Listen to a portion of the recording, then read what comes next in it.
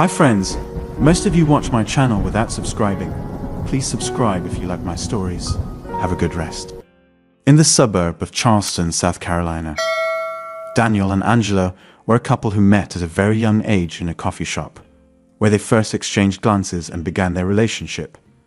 3 years into their relationship, Daniel and Angela walked down the aisle, got married, and were happy for a long time. Daniel worked in a locksmith's shop to provide for his family, while Angela was a housewife and from time to time worked as a babysitter and day laborer.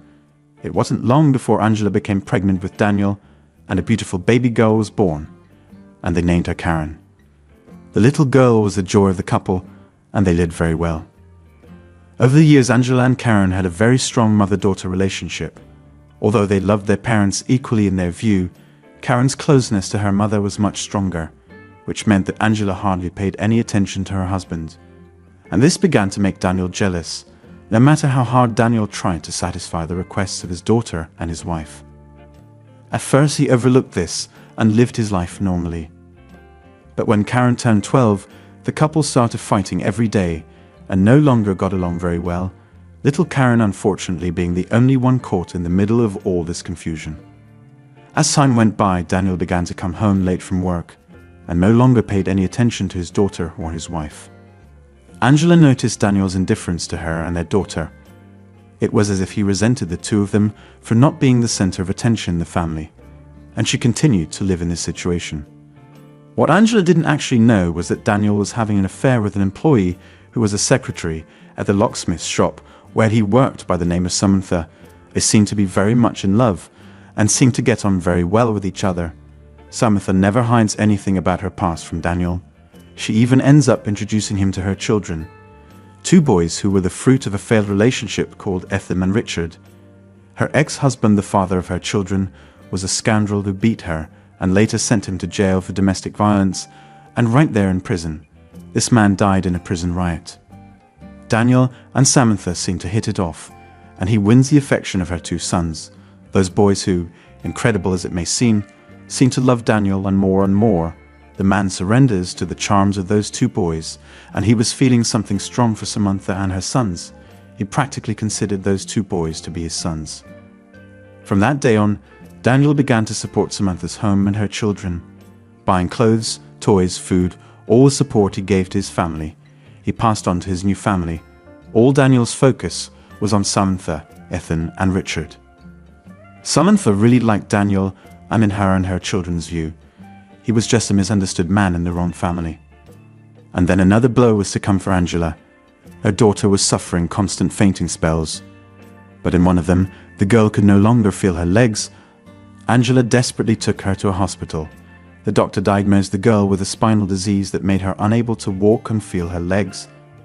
But the disease had treatment, and the girl could be cured. Desperate, Angela went straight home to get some important things and spend the night in hospital. When she got home, Angela saw Daniel in the home much earlier than usual.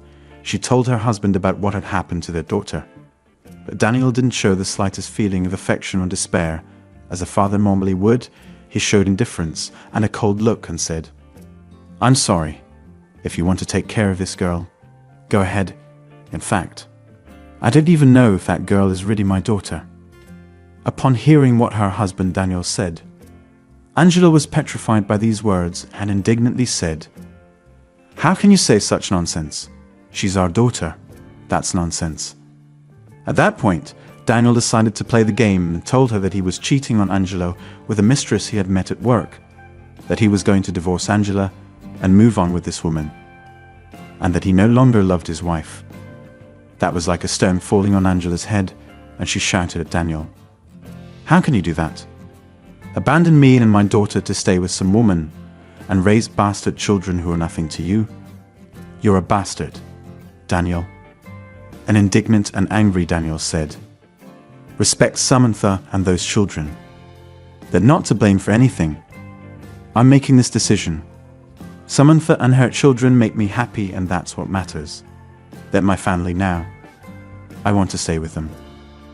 The couple got into an ugly argument, Angela refusing to give up her marriage, but Daniel cleverly said to Angela, "What's more important to you? A failed marriage or your daughter in a wheelchair for life. Choose now. Your daughter or this failed marriage. Because otherwise, I won't contribute anything to this girl's treatment, and she will hate you very much. Angela was at a complete loss, and he said he would help with her daughter's treatment, but in exchange, he would have to give her a divorce. With no alternative and completely cornered, she decided to put her wifely side aside and think about what was most important, which was her daughter, and accepted the proposal to give her a divorce once their daughter was walking again. And from then on, their relationship was over for good. That same day, Daniel packed his bags and started living with his mistress and her children. But as he had promised, he helped with his daughter's treatment and with a lot of time and dedication. Without the direct participation of Daniel, who only gave the money for his daughter Karen's treatment, the girl was cured of her illness and regained movement in her legs. And after that, Daniel collected the debt he had owed Angela, and Angela, very resentful of Daniel's betrayal and demands, signed the divorce papers. Daniel didn't waste his time. The man very happily proposed marriage to Samantha. He quickly married his mistress. Daniel took his sons Ethan and Richard as his own, and from that day on, he devoted himself completely to Samantha and his stepchildren. Angela was very bitter about Daniel's deception. She was willing to forgive his betrayal and recover her family. The man didn't mind blackmailing her daughter into giving up on the marriage. At that moment, Angela devoted herself to her daughter and decided to give all her love to the girl. But when Karen asked about her father and wanted to see him, Angela decided to tell her daughter the truth without hiding anything. For Angela, romanticizing that her father had left home for some reason was a lie. And even though the girl would create a bad image of her father, she spoke the truth and didn't hide anything from her daughter. She even showed the girl saved text messages that she discovered on her father's cell phone. The girl didn't believe it at first and thought that her mother was lying to keep her from seeing her father. Karen was very sad to learn that her father would rather have a mistress and her children than his own daughter. But one unexpected day, when Karen leaves school and goes home, she sees a cafeteria on the way and goes inside to have a meal. She is shocked to see Daniel inside the place with Samantha and their children Ethan and Richard in a very family moment. And very angry, Karen screams and says, "How nice, Daddy, to spend time with those bastards who are nothing like you and that little woman. You stay with them, but you don't come to see me and pay attention to me. How nice is that?" At that moment, Daniel angrily says, "Respect Samantha and my children. They're not to blame for any of this. Get out of here and leave me alone. I won't let you offend my wife or my children." And Karen, even more indignant, said, "And you still defend them? How nice. Father of the Year. How ironic." Shouting and very angry, Daniel said to Karen, "Leave me alone, insolent girl. I've already paid for your treatment to walk again. Now stay with your mother and let me be happy with my family. They're my family now. You ungrateful soul." Karen hears these words and runs out of the cafe. Daniel and Samantha tried to calm the terrible atmosphere and went back to enjoying that family moment. Although Samantha was offended by Karen's outburst, but Daniel stayed there with them and promised that he would only stay there for them and nothing else. When the girl got home, she told her mother everything, and she stood there consoling Karen. At which point Angela said to her daughter, "Don't worry, my ray of sunshine. Your father is a loser. We don't need him to keep us going. We're going to win. God will help us." And with those words, Karen hugged her mother. From then on, Angela worked hard to make sure that her daughter would make it in life. And after 15 years, Karen grew up to be a beautiful woman, with a lot of effort and dedication, and a lot of sacrifices on Angela's part. Karen became a doctor and started seeing people and doing consultations. Karen was very respected and liked by everyone. She was grateful for her mother's sacrifices towards her. Then, one unexpected day at the hospital, she saw a patient in a wheelchair, accompanied by two young men who wouldn't stay away from the man for anything. She recognized the man who was undergoing physiotherapy at the clinic to walk again after suffering an accident. The man was none other than Daniel, her father, And the two boys were none other than Ethan and Richard, the sons of his mistress Samantha, who had been his wife. But Daniel didn't recognize her. 4 years earlier, Samantha had contracted a terminal illness and died as a result. Daniel and his sons Ethan and Richard. The three of them were devastated, especially Ethan and Richard, who had been the most affected by the sudden loss of their mother, and before their mother's deathbed, the young men had promised their mother in life, and when she was dying, that they would take care of Daniel, the man who had been the love of their mother's life. And they would do it. Even if it was necessary, they would die for him. And indeed, Daniel suffered greatly the loss of his wife. But he couldn't imagine what life would do to him later on. Daniel was left in the care of his stepchildren. The two boys seemed very devoted to him, as if they were two people who had not just gratitude, but a crazy devotion to Daniel who was, for them, their father, and nothing would ever change that. It turns out that ever since they were children, they had lacked a father, and Daniel was the source of their emptiness. Since they had practically been brainwashed by Daniel and Samantha in their upbringing, they remained loyal to Daniel even in this situation, and if necessary, the boys would even die for him. They knew the truth that Daniel had another family before them, but they didn't care. They had the advantage of having a father in their distorted view, even if it wasn't for real. Those two were in fact crazy about Daniel, and if they wanted to die for him, they would, because with the upbringing they had of him and Samantha, they loved him madly. And Karen, looking at the situation, said, "Really? A real father to those two bananas, and an evil one to me. I don't know how you managed to make those two boys, who are nothing to you, to be so devoted to you. I feel so sorry for these two idiots who worship you as if you were a god." Karen saw that scene and completely ignored her father, deciding that she wouldn't do anything against him, because life itself was already doing that. On the one hand, Karen wouldn't have to carry a load like Daniel on her back, since Ethan and Richard were carrying it for her. She was grateful that she had paid for her treatment to walk again at the cost of her mother Angela's divorce. Angela was her greatest ally and friend, and she was very grateful to her. Sometime later, Karen left her night shift and once again saw her father in front of her, accompanied by her two stepsons. They exchanged glances. This time Daniel recognized his daughter and stared at her. He was already walking, as his treatment had worked. Ethan asked Daniel if everything was all right, but the man replied that it was nothing, and that he and his brother Richard should rest assured that everything would be fine. And like two obedient dogs, the boys complied with Daniel's request, and the situation for Karen was one of complete pity. On the one hand, Karen felt good not to be at her father's side. To be controlled like a string doll without critical thinking would be bad. Those two boys seemed like robots controlled by Daniel, so Karen didn't mind. In time, Karen met a nice guy whom she married, had a couple of children, and was happy. She took care of her mother and repaid all her sacrifices for her beloved mother. Daniel, on the other hand, was with his stepchildren, and he saw that over time, the two of them were very jealous of him, especially when he said he could marry again, and they didn't like that idea. Ethan and Richard shunned any woman who approached him.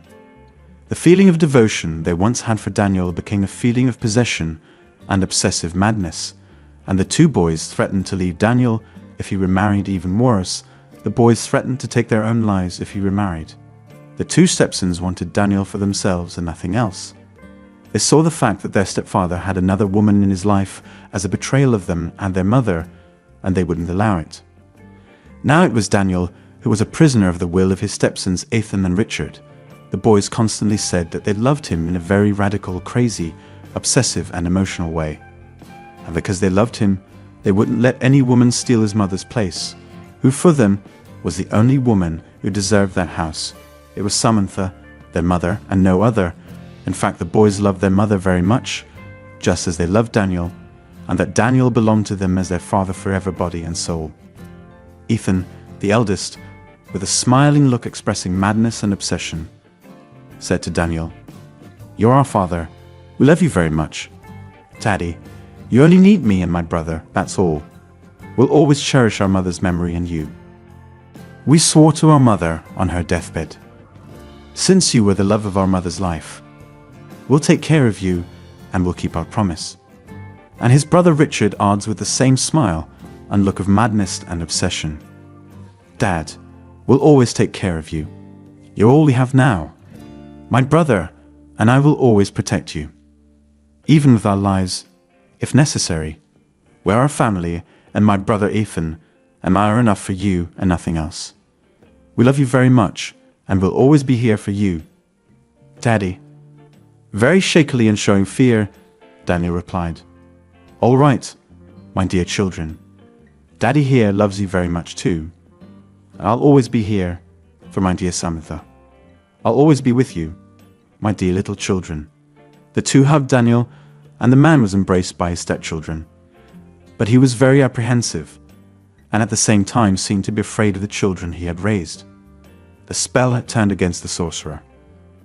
His stepchildren's jealousy had become unhealthy, and they wouldn't let their stepfather move on with any woman, because they wanted to protect the memory of Samantha, their mother, and keeping Daniel intact for them was essential. Their love had now turned into obsession and madness, and Daniel feared that he would be left without the support of his stepchildren, or that Ethan and Richard would try to take their own lives, because Daniel had left everything for them, and Samantha was submitting and accepting everything. Everything suggests that the two boys, Ethan and Richard, were freaked out by their mother's death, and now they would see Daniel as the pillar and meaning of their lives. Daniel was now the only meaning and purpose they had for living. It was as if life and destiny had taken Ethan and Richard's free will from their souls and placed a single guideline on it: to be TKTAG to Daniel.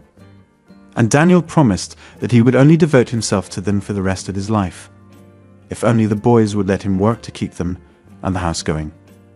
With those words, the two boys accepted, and Daniel regained control of them. The young men's fear of abandonment or suicide was evident. Daniel accepted his fate of his own free will. The man cried with despair and anguish at his stepchildren's overprotection of him. But he submitted even though he was afraid, because he loved them so much. A great irony. The man loved two young people who were nothing to him. But he didn't love his daughter Karen. Daniel practically raised two young people who were emotionally attached to him. And even though they were obedient to their stepfather, they wouldn't leave Daniel alone for anything, not even to take a shower. They watched him 24/7, even at work. They took him and picked him up personally. Daniel no longer had a personal life of his own, or even privacy. But Ethan and Richard's weirdness didn't stop there. The boys even put their beds in his stepfather's room alone to stay close to him and sleep next to him. It was too much. Sometimes when Daniel was in his room locked up alone, or in his office doing his work for the company, where he earned his living and kept his house and stepchildren, he would always get a fright when he opened the door and saw Ethan and Richard standing at the door waiting for their stepfather to come out and be with him. Daniel recovered from these frights and soon consoled the youngsters and tried not to make them apprehensive. Daniel was afraid of his stepchildren's attitudes, but he also seemed to be very emotionally dependent on them too, since Daniel liked them and loved them very much. A distorted love, but he loved them. Indeed, Daniel raised two faithful sons who were willing to do anything for him. But at the same time, they were obsessive and jealous and wouldn't let him go for anything. An atmosphere of paranoia and madness was created in that family. A grown man in his 40s, living in fear of two young boys who were madly in love with him and afraid of being left without their father. The constant closeness to Daniel was as if their dead mother was saying in their minds all the time, "Take care of Daniel, my children. Take care of the love of my life." Daniel was stuck with his two stepchildren forever. An atmosphere of fear, claustrophobia, and insecurity took over the life of this stepfather who raised his beloved Samantha's children. It took Daniel a while to realize that he had raised two large children who would depend on him for life, not two grown men. Very different from Angela, who raised Karen with love, affection, education, and molded her to move on and face the challenges of life and destiny. Daniel had made his own prison without walls and his own bed of thorns. He had no escape. Karen, on the other hand, stood firm with her family and never knew about her father's situation at the hands of his stepchildren. Karen decided to put her father aside in his prison without walls and concentrate on her family and her beloved mother Angela, being grateful for everything she did for her. Karen later received a nomination for her work in the medical field, and as a thank you, Karen said, "I dedicate this award to my mother, Angela, the woman who was my father and mother, and who was the fundamental basis of my development. My father. I have nothing to say, because he disappeared more than 15 years ago. But my mother is here, and that's the most important thing, just like my husband and my children." And everyone applauded Karen with great joy at her talk. She hugged her husband, her children, and her beloved mother Angela. And off they went on their journeys. And in parallel, Daniel was getting on with his life, a prisoner of his stepchildren, and dealing with the situation of young people who were already showing clear signs of madness. But out of love for Samantha, Daniel accepted his destiny to stay by the side of his late wife's children and take care of them. He agreed to submit to his stepchildren's wishes, because even though the two were psychologically unstable, they treated Daniel as if he were a king and gave him affection, which made the stepfather forget his fear and oppression of the boys for a brief moment, and he got used to it. Daniel did get what he wanted, but he also got his due. Daniel preferred this punishment, but for him, it was better to be looking after two crazy and emotionally unstable young men than to reconcile with his ex-wife Angela and his daughter Karen, or to humiliate himself and ask them for forgiveness. Those young people obeyed Daniel blindly, but they were implacable at the idea of Daniel putting another woman in his life, other than their mother, the late Samantha. Deep in their hearts, Daniel believed that the boys were afraid of losing him, and that Ethan and Richard wanted to spend as much time as possible with him. And if they loved him insanely, as the boys said, they wouldn't do him any harm. Daniel chose to live with the emotional, psychological instability of the young boys. That was life's punishment for Daniel, to be eternally responsible for looking after his dead lover's demented children. Daniel wanted to be the center of attention in his family, and he finally got what he wanted, but in a very unusual and different way. Those who want something so much receive it, but this exchange can also be very costly, and surprises can come at the moment we least imagine, and in a very unusual way.